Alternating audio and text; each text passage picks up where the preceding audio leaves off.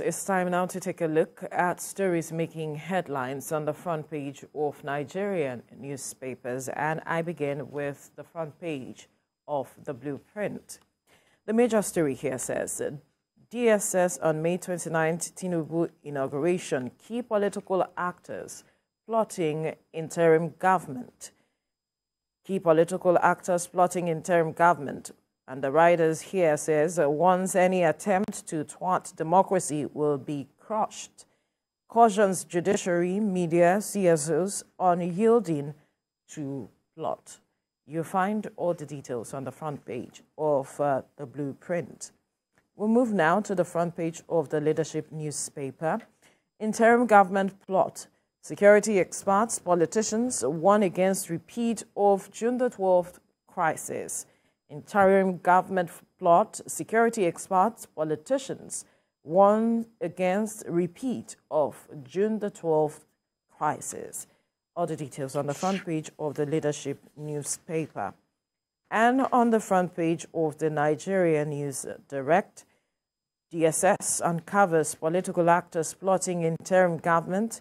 And the writer says plot to stop May the 29th inauguration real. Plotters plan to use protests, court instruments.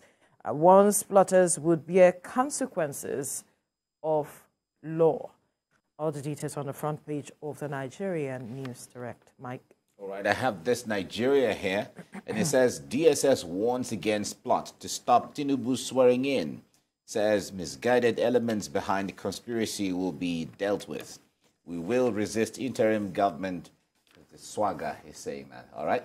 Swagger is an political organization in support of Tinubu. All right, that's this Nigeria. First News is next, and it says DSS unmasks misguided politicians behind interim government. DSS unmasks misguided politicians behind interim government plot, all right? That says that the masterminds planning to obtain frivolous court injunction to stop Tinubu's inauguration. And they plan to sponsor unrest that will warrant declaration of a state of emergency. All this you see on the front page of First News.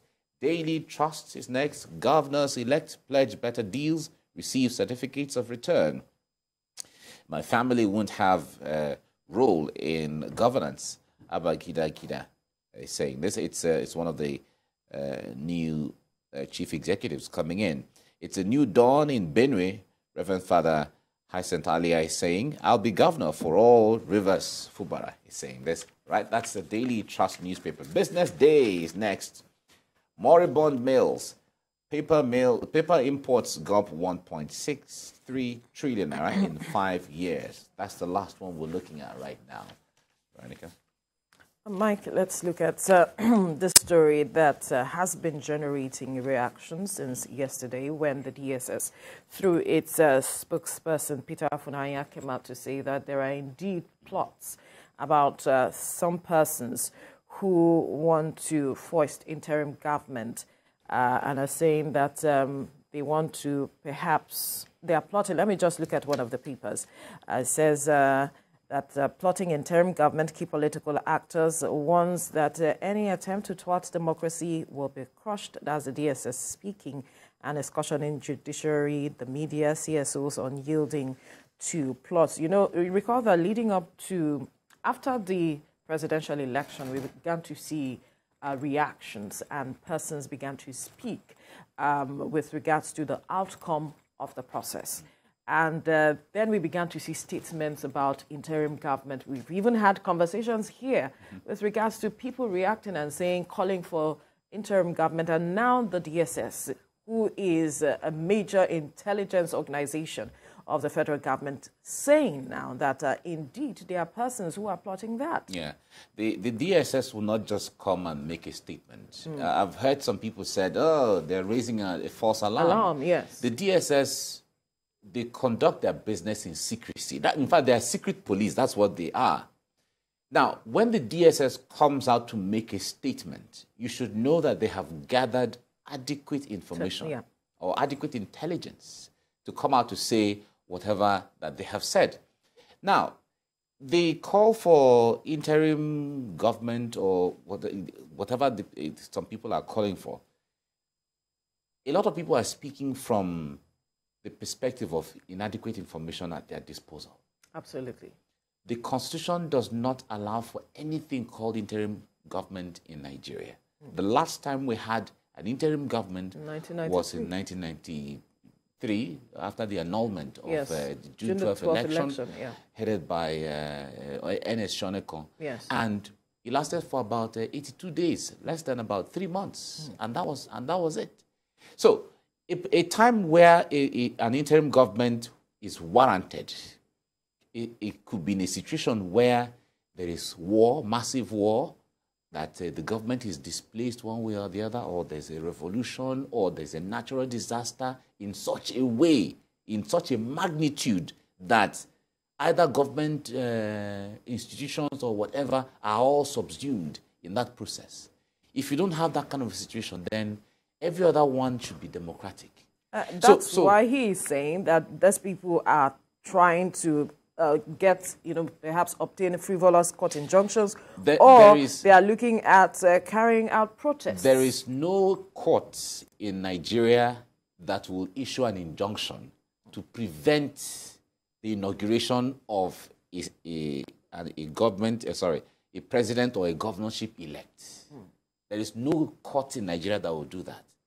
Now, the grounds to which that will be done will be the nullification of the person's election based on evidences that the person didn't win. Absolutely.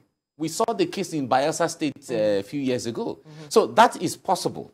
But obtaining an injunction to prevent somebody who won and is declared elected by INEC to say, you shouldn't conduct this, on what ground are you going to do that? So the point there is that Nigerians, we have seen some political parties have gone to court. Yeah, of course, it's a good thing. Go to court. Why can't we just leave this case? So allow the courts to. It seems they are intimidating the court, or it seems they are forcing the court or preempting the court to come up with a certain kind of judgment. Allow the courts to do their thing. Now, when it comes to the issue of protest, of course, Nigerians have the right to protest in the eyes of the law, so long as you do it within the ramifications of what the law allows you to do. Right. But I will feel that you have gone to court, so sit down and wait. The court will come out with their judgment at least before it is expected before the inauguration, so you know whether the direction, the prayers that you seek with the evidence that you have tendered to the court will say, okay, based on this and based on that, be in your favor, this person is now the winner from what we have seen. Yeah. So INEC issue certificate of return to this person, whatever the situation is, but allow the courts to run its course. You have had confidence in the court. That's why you went to the court in the first place. Right. So allow them to do their job. So people who are coming with the idea of no. The point there is the Nigerians have confidence in the DSS. Nigerians have confidence in the police. They have confidence in the military and all of the security agencies, where they are not going to let that happen. People might be mischievous in however way they want to be mischievous, but the point there is that it is a democratic process. Allow it to run. If you have grievances, go to court. If the court rules, you may like it or you may not like it, whatever the thing is, go back home and re-strategize for the next election. There will always be election until the end of the world. So the cycle of election will always continue. But a situation where an election, the outcome of an election, you don't like it, and you want to destroy the entire system because you don't like an election, what kind of situation are you trying to create? Right. So the point there is nobody's going to allow that. Nigeria belongs to everybody. Nigeria belongs to all of us. And because the wise men who put the constitution together already envisaged a situation where some persons could be aggrieved. That is why the election tribunals were created by law. So we have subjected ourselves to an electoral process. We said INEC will conduct the election. Whatever INEC comes up with, we will agree. All of those things were, of course, that is not to say there's a perfect election. Absolutely. INEC, there were issues of irregularities here and there. You cannot say it was this political party or that political party or this political party alone. You cannot say it was this candidate or that candidate or this candidate alone. It happened. But the point there is that if you feel so unhappy with the outcome, gather all of your evidence, tender them in court. We have seen cases where the courts have upturned elections in this country before. Absolutely. We've seen cases where... That's why we have off-season election. Off-season election. It was a product of courts coming to say, no, based on this evidence, this person is no longer the winner. This is now the winner. We've seen it happen before. So why don't we have the confidence in the same courts? So the issue of interim government will take us back 200 years. We don't need it anymore, and it should never, in fact, it shouldn't ever even have happened in Nigeria. But it happened under the military. The military itself is an aberration in governance. It's not supposed to even be in the first place, but that is a part of our history now. But going forward in a democratic setting, there cannot be an interim government. It is alien to Nigerian system. It's alien to the constitution. It's alien to the conventions of Nigeria.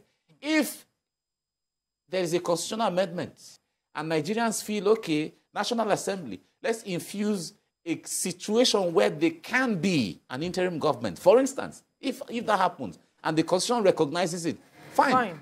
But if that doesn't happen, as it stands right now, it's totally alien to the Nigerian system, and it should never be allowed. Of course, the DSS, they know what to do. Absolutely. There are those who are calling for the DSS to name this person. It's not for DSS to name anybody. Name and shame them. No, it's not for DSS to name anybody. We don't even expect DSS to name anybody.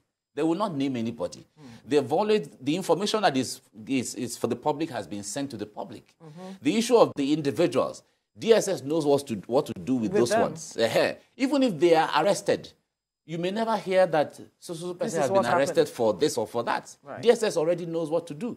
Because if they go naming people, that is going to create another sentimental issue as to, okay, this one is from my place, or it's from my tribe, or it's from a political party, that is why, blah, blah, blah. DSS, they know what to do. They will not name anybody. But they will go about doing their job. The information for the public has been given to the public. It's just for everybody to be alert. It's for everybody to be conscious.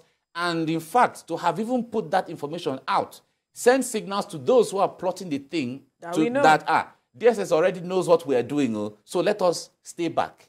So DSS is prepared for all of those things. And they are only saying now that whatever plan you have, shelve it. And stakeholders go to court. Should be at alert. Exactly. Everybody be on alert. And they have talked to the judiciary, the civil society and media as well. Because these are institutions that sometimes these people leverage on to send home their message, as the case may be. So the media is there, and we are watching. For us, we will do anything that we have to do to protect the democracy of Nigeria. That's what we will do. Absolutely. As much as we give platform to people to air their opinions, but it's not to incite anybody. Absolutely. And that's a fine place to leave the conversation here this morning.